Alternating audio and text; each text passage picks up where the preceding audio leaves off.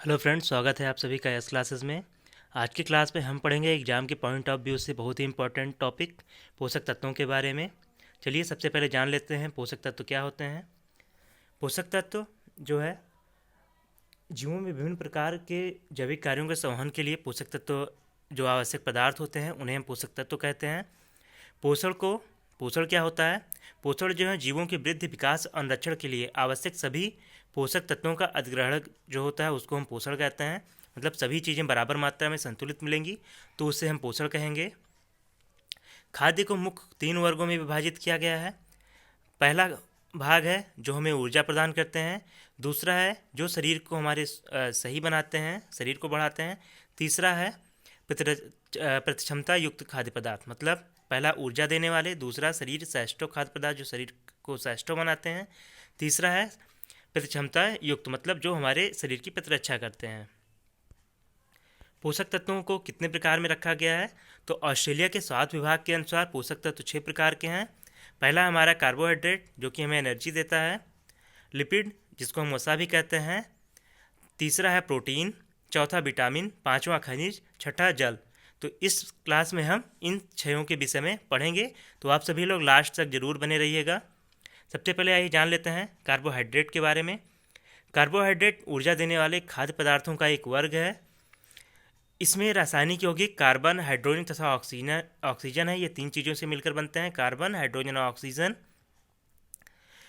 Carbohydrate ये कार्बनिक यौगिक हैं क्योंकि इसमें कार्बन है, और पाचन के बाद ग्लूकोज में ये परिवर्तित हो जाते हैं। ग्लूकोज ऑक्सीजन द्वारा ऑक्सीजनित होते हैं तथा शरीर को ऊर्जा प्रदान करते हैं। जब ग्लूकोज जो है ऑक्सीजन के साथ अभिक्रिया करता है तो वो ऊर्जा बनाता है, और ऊर्जा हमें ये एटीपी के रूप में मिलता है।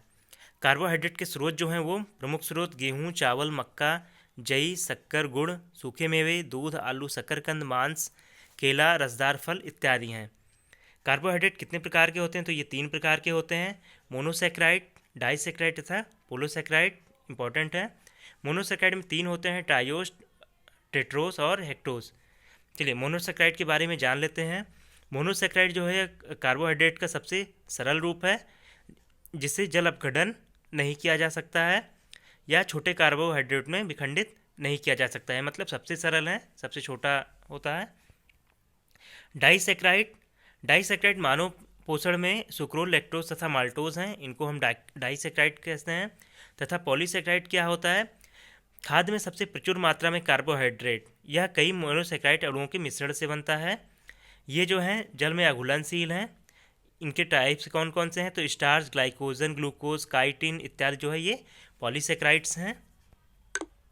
कार्बोहाइड्रेट के कार्य क्या क्या हैं? तो कार्बोहाइड्रेट ये शरीर के ऊर्जा का मुख्य स्रोत है।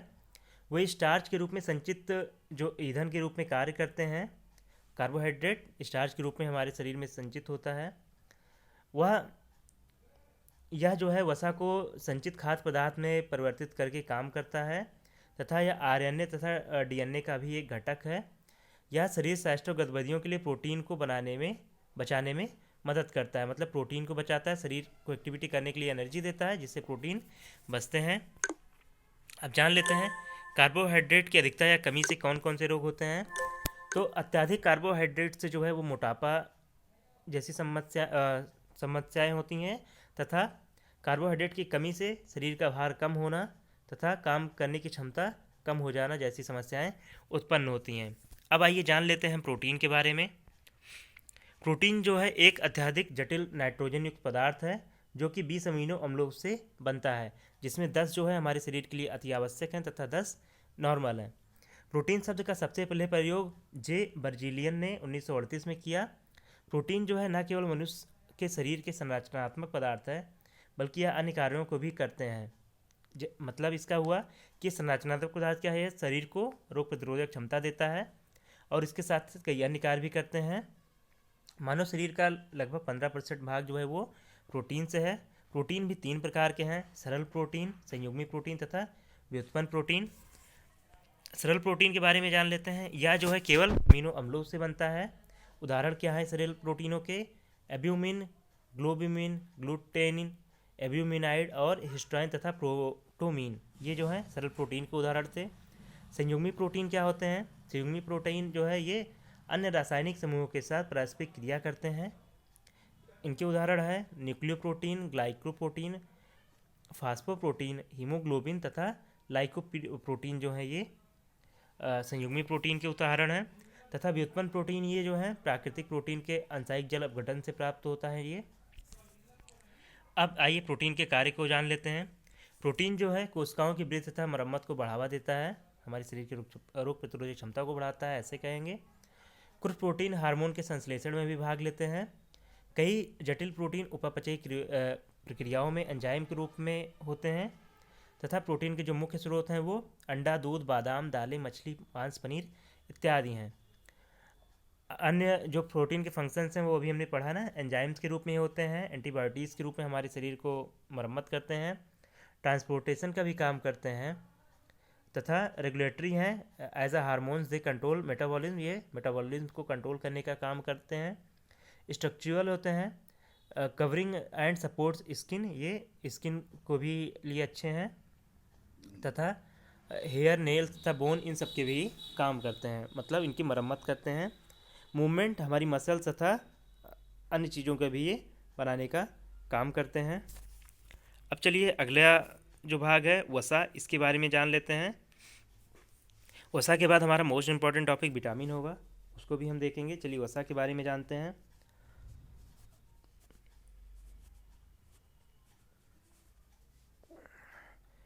वसा जो है यह मुख्य खाद्य है जो कि शरीर को ऊर्जा देता है। सर्वाधिक ऊर्जा जो है वो वसा से मिलती है, लेकिन हमारा जो नॉर्मल ऊर्जा है वो कार्बोहाइड्रेट से ही हम लेते हैं।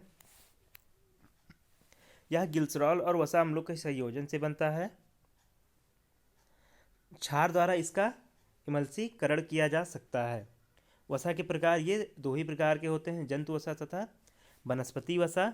जंतु वसा यह दूध वसा, गाय से जो वसा मिलती है हमें, गाय वसा, मछली के तेल के रूप में वर्गीकृत किया जा सकता है। वनस्पति वसा ये दो प्रकार के होते हैं, सिंगल या एकल असंतरित तथा बहुअसंतरित। वसा के जो मुख्य स्रोत हैं वो दूध, पनीर, अंडा, मछली, मूंगफली, नारियल का तेल तथा जो भी अन्य तेल हैं वो भी वसा के स्रोत हैं। वसा के कार्य क्या क्या हैं? शरीर को ठोस प्रकार से ये ऊर्जा देता है, सर्वाधिक ऊर्जा। यह शरीर की गर्मी को त्वचा के नीचे जमा होने से रोकता है। यह खाद्य पदार्थों का स्वाद को बढ़ाता है। यह शरीर के विभिन्न भागों में चोट लगने से बचाता है। हमारे जो त्वचा है उसके नीचे जमा रहता है, इसके ये चोट लगने से भी बचाता है। वसा की कमी तथा अधिकता से होने वाले विकार को जान लेते हैं। सबसे पहले वसा की कमी से होने वाले विकार, यह मनुष्य के शरीर के त्वचा को शुष्क बनाता है। अगर हमारे जो त्वचा है उसमें ऑयल की कमी होगी तो जो हमारा त्वचा है वो शुष्क बनेगा, वजन की कमी होगी, शरीर का विकास अवरुद्ध होगा। वसा की अधिकता से हृदय रोग तथा हाई ब्लड प्रेशर जैसी समस्याएं होंगी, उच्च रक्तचाप जैसी समस्याएं। अब हमारा नेक्स्ट टॉपिक है मोस्ट इम्पॉर्टेंट विटामिन्स। विटामिन्स को जो सबसे पहले इस्तेमाल है वो 1911 में सी फुंक ने किया था। काश्मीर फुंक उनका पूरा नाम था। मानव शरीर में कम मात्रा में कार्बनिक पदार्थ की आवश्यकता होती है तथा हम कहेंगे विटामिन्स की सबसे कम मात्रा में आवश्यकता होती है। विटामिन खाद्य पदार्थों से प्राप्त होते हैं और इसकी कमी से कुछ रोग हो जाते हैं। आइए इनके बारे में जानते हैं। विटामिन हमारे दो प्रकार के होते हैं, जल में विलीय तथा वसा में विलीय। जल में विलीय दो हैं, बी और सी, तथा वसा में विलीय क्या है, KEDA। हम ध्यान रखेंगे कीड़ा से, KEDA जो है ये वसा में विलीय हैं। आइए अब जान लेते हैं विटामिन्स के जो है वैज्ञानिक नाम तथा उनसे होने वाले रोग तथा उनके प्रमुख स्रोतों के बारे में। विटामिन ए को हम रेटिनॉल के नाम से जानते हैं। इसकी कमी से रतौंधी रोग होता है तथा इसके मुख्य स्रोत क्या हैं इस विटामिन को प्राप्त करने के, गाजर, शकरकंद तथा पालक। विटामिन B1 को हम थायमिन कहते हैं। इसकी कमी से बेरी रोग होता है। इसके मुख्य स्रोत साबुत अनाज, मांस और मछली हैं। विटामिन B2 रिबोफ्लाविन, शरीर में वजन की कमी। इसके मुख्य स्रोत अंडे जो बॉडी फैट है, यकृत और वृक्क इसके मुख्य स्रोत हैं। दुबला मांस और दूध। विटामिन B3 जिसको हम नाइसिन कहते हैं, इसकी कमी से पेलाग्रा होता है तथा इसके मुख्य स्रोत हैं खमीर, मांस, कुक्कुट मतलब मुर्गा, लाल मछली, अनाज, फलियां और बीज।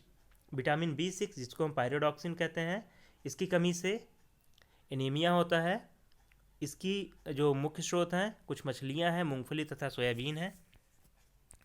विटामिन B7 को हम बायोटिन कहते हैं तथा विटामिन H भी कहते हैं।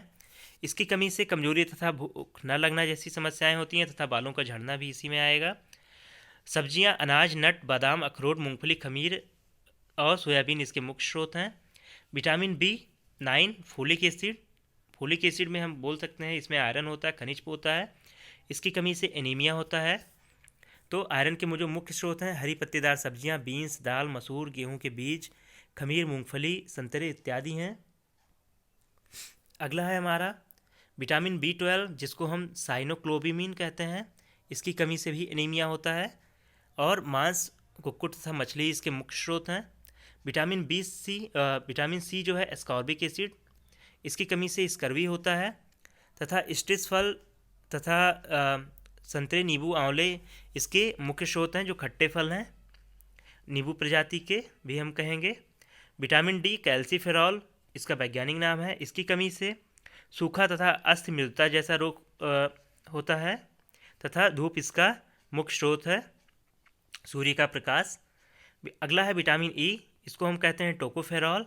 इसकी कमी से जनन क्षमता में कमी होती है तथा इसके मुख्य स्रोत जो हैं वो गेहूं के बीज, सूरजमुखी, कुसुम और सोयाबीन का तेल, सूरजमुखी के बीज, बादाम, मूंगफली, मूंगफली का मक्खन इत्यादि।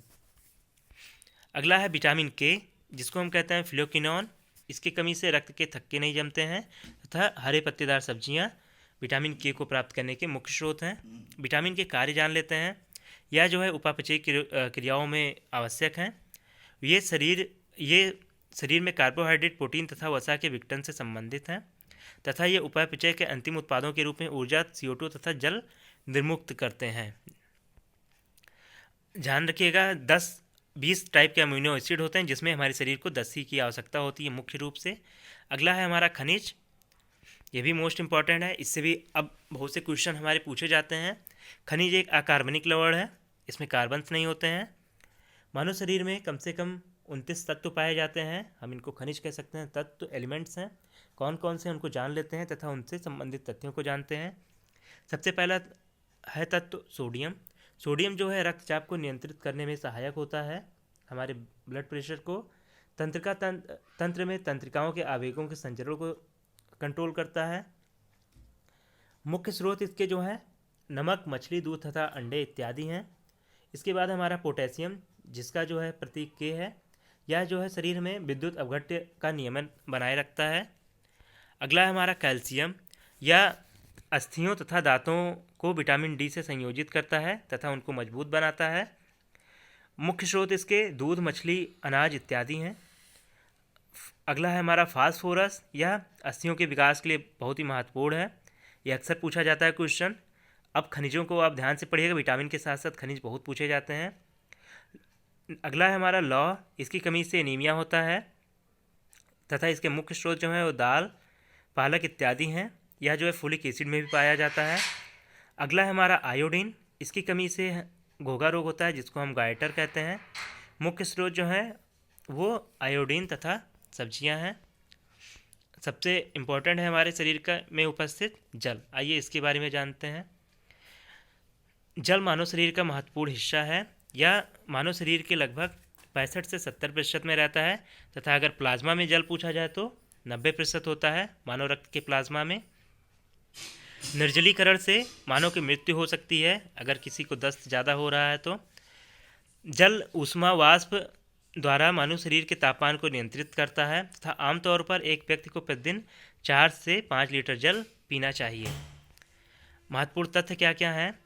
प्रतिऑक्सीकारक जिसको एंटीऑक्सीडेंट कहते हैं से भरपूर खाद्य पदार्थ जो vitamin A, C, E, selenium जो खाद्य युक्त पदार्थ में पाए जाते हैं।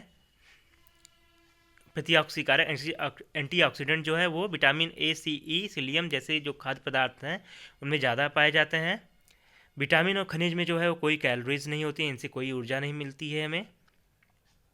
एक व्यक्ति को एक दिन में लगभग 20 मिलीग्राम लौह की आवश्यकता होती है, आयरन चाहिए कम, तथा आमतौर पर एक सामान्य नौकरी करने वाले औसत युवा व्यक्ति को ऊर्जा उत्पन्न करने के लिए खाद्य की जो आवश्यकता है वो 3000 से 3500 कैलोरी की होती है।